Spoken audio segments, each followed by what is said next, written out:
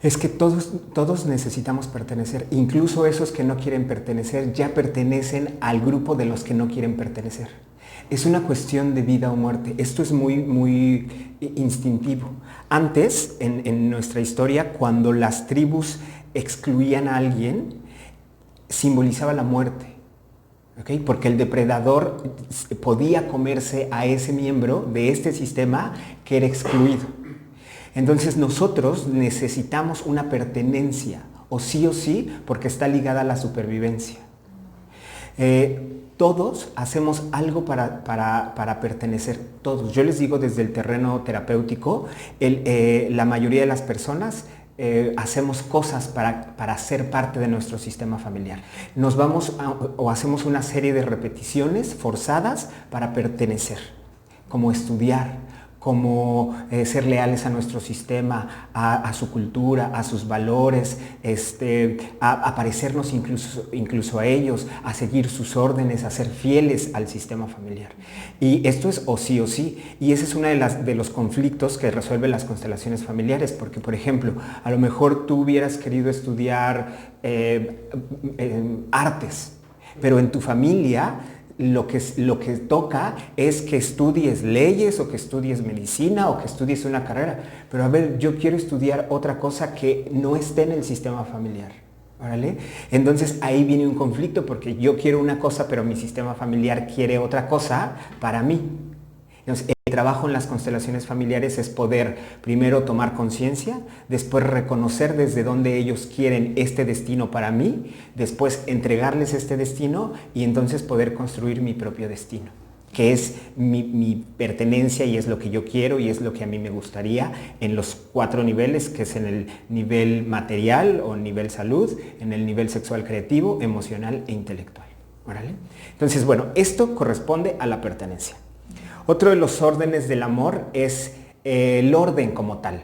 Es que la manera en la que van llegando los miembros al sistema, ¿no? Primero llegan los padres y los padres tienen el mismo nivel, están en el mismo orden porque se conocieron en el mismo tiempo, porque tienen el mismo rango de edad, porque tienen las mismas circunstancias. ¿Órale? Entonces el primer nivel son los padres y después viene el siguiente nivel que son los hijos. ¿No? Esto se fundamenta bajo el enfoque sistémico, que habla de jerarquías, de subsistemas, el subsistema conyugal, el subsistema parental, el subsistema fraternal. ¿Órale? El orden significa que, así como van llegando, ese es el buen lugar y el buen orden en el sistema familiar. ¿Okay? Y cuando nosotros respetamos este orden, entonces el amor puede fluir. Pero eso no sucede en lo cotidiano. Lo que sucede es que, por ejemplo, uno de los miembros del sistema familiar no se puede quedar, un papá, no se puede quedar. Y entonces el sistema para organizarse, la familia para organizarse, porque todos los sistemas tienden a la autorregulación, el sistema para organizarse toma a alguno de los miembros del sistema familiar y lo pone o lo coloca, consciente o inconscientemente, en el lugar de este padre que no se pudo quedar. Y ahí ya hay un desequilibrio. Porque entonces el miembro de la familia va a asumir un rol que no le corresponde. Va a cargar con una responsabilidad que no le toca. Va a vivirse como desde este rol que no le corresponde. No va a poder hacer su propio destino y va a ser el destino de alguien más. Y entonces en el trabajo en las constelaciones, en el tema de orden, es poder regresarle el lugar a este miembro que no se pudo quedar y decir, a ver, papá, mamá, sé que no te pudiste quedar por tal o cual circunstancia, pero no me toca a mí hacer este trabajo. Así es que en un acto simbólico y en un acto teatral, por así decirlo, se hace este regreso de aquel destino que a mí no me corresponde. ¿Vale? Esto es lo más frecuente, ¿no? Que se llaman hijos parentalizados. Es decir, el hijo sube a una jerarquía mayor y se pone en el lugar del padre o de la madre asumiendo un rol que no le corresponde. Pero también sucede con los hijos. En la hermandad también sucede que el primogénito pues pierde su lugar por el que nació segundo o el tercero. Y entonces hay un desorden en la hermandad. Entonces el primero que por orden de nacimiento, cada uno tiene ciertas características. Por ejemplo, el primero es más líder, es más atrevido, más atrabancado, tiene como más fuerza para guiar a las personas. ¿Por qué? Pues porque fue el primero y porque tuvo que abrir campo en el terreno familiar. El segundo, pues va a entrar siempre en discordia con el segundo, va a querer el lugar del segundo, va a estar siempre en competencia. Eso es muy característico del segundo. El tercero, pues va a ser más creativo, más libre, no va a tener tanto la mirada de mamá ni de papá. Y entonces ya por el simple hecho de haber nacido primero, segundo, tercero, cuarto, quinto, sexto, séptimo, ya tenemos una personalidad.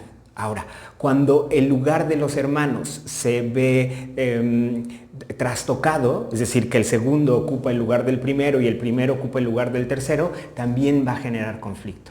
Ahora, en los hermanos, por ejemplo, cuando hay una pérdida, por eso en el terreno terapéutico se pregunta mucho si hubo pérdidas en el sistema familiar. Pérdidas me refiero a abortos provocados o abortos espontáneos, pero también si hubo miembros que nacieron y murieron muy pronto. ¿Por qué? Porque estos miembros hay que incluirlos, que es la primera ley. Hay que incluirlos en el sistema familiar y hay que ponerlos en el orden en el que les corresponda, ¿no? Porque entonces cuando yo le doy su buen lugar, incluyo a este miembro y además me pongo en mi buen lugar. ¿Vale? Por ejemplo, si alguno de ustedes, no sé si lo sepa o no, pero si tuvo un hermano o una pérdida o hubo una pérdida antes de ustedes, ustedes serían un hijo de reposición.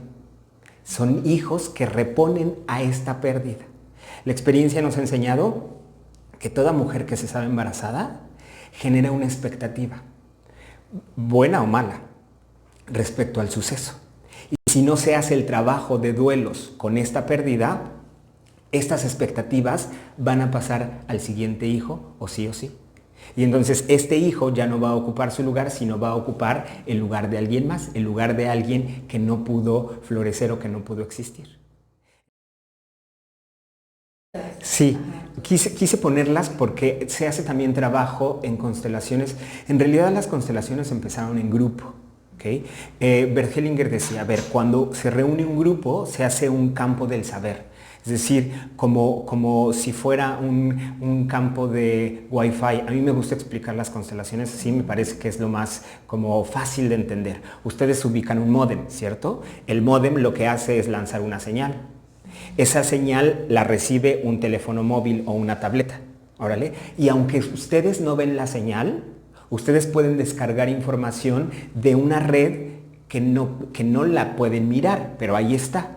Lo mismo sucede con las constelaciones familiares. Si los miembros de los representantes entran como en un campo, que es el campo del saber, que se llama campo morfogenético, que se llama, en la física cuántica se llama la latice, es decir, que es un campo de información en donde uno entra, como si fuera un dispositivo móvil con una contraseña, entra y descarga una información del sistema familiar.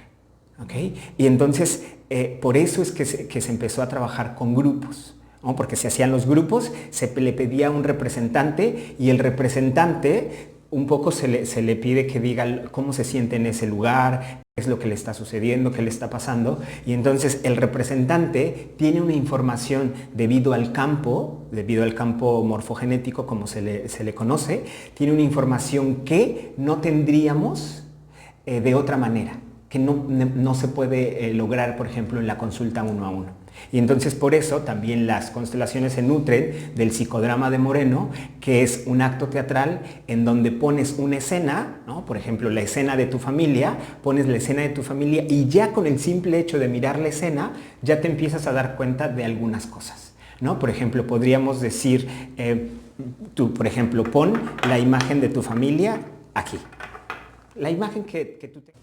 Entonces, en consultorio lo que se hace es trabajar con muñecos o con fomis, que también son plantillas que nos sirven para el trabajo terapéutico. Cuando es en grupo, pues en realidad se piden que los representen personas. Entonces, por ejemplo, en esta imagen, que ya es una imagen de una familia, que viene de ella, de tu inconsciente o de lo que está dentro como representante de una familia, yo tendría que decir primero, porque además las constelaciones familiares se basan en la fenomenología de Husserl, que seguramente seguramente ya lo miraron, ¿no? Que es el fenómeno. Lo que yo veo es el fenómeno que está sucediendo aquí.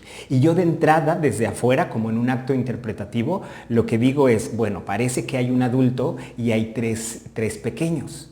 Yo hago una pequeña interpretación, no es que sea cierto o no, pero es una interpretación. Entonces la siguiente pregunta sería, ¿quién falta en este sistema familiar? La mamá. Ok, y entonces ya estamos diciendo, ¿qué habrá pasado en este sistema familiar que la mamá no se encuentra? Y ya si nos vamos por los órdenes del amor, que es la exclusión, es el primer orden, yo digo, ¿qué está pasando en este sistema familiar que la mamá está excluida? Y entonces empiezo a hacer hipótesis de lo que está sucediendo en esta familia. Y entonces mi trabajo sería preguntar, no es una constelación como tal, pero mi siguiente pregunta como terapeuta sería preguntar, ¿qué pasó con mamá?